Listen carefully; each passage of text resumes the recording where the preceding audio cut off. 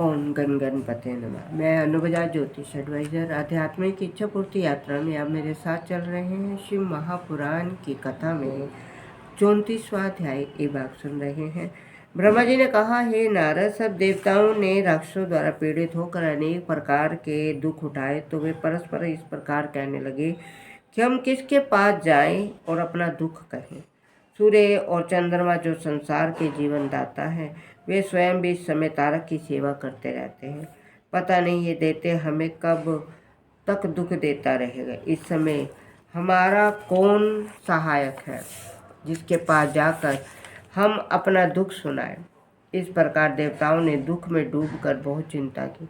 अंत में वे सब एकत्र होकर इंद्र तथा बृहस्पति को साथ लेकर मेरे पास आए और स्तुति तथा पूजा करने लगे। देवताओं की बात प्रार्थना सुनकर मैंने उनसे कहा, हे देवताओं, मैं तुम लोगों को अत्यंत दुखी चिंतित देख रहा हूँ।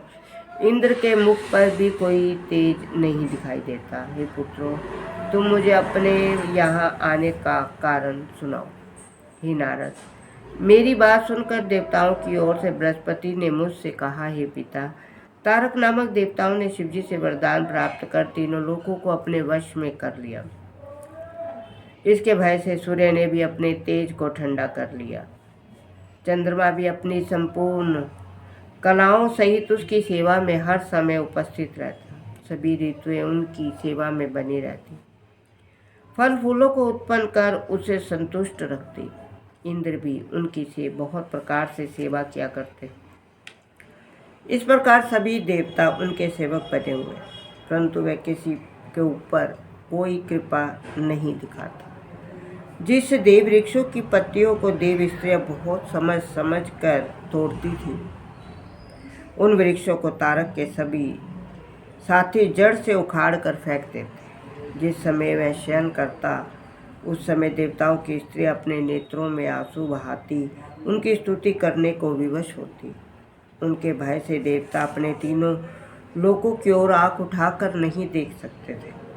वे स्वयं ही यज्ञ का भाग ले लेते हैं, इंद्र को कुछ नहीं देते। जिस प्रकार सन्निपात हो जाने पर कोई औषधि काम नहीं करती, उसी प्रकार भगवान विष्णु के जिस चक्र पर हमें बड़ा भरोसा था, वह इन दिनों व्यर्थ हो गया।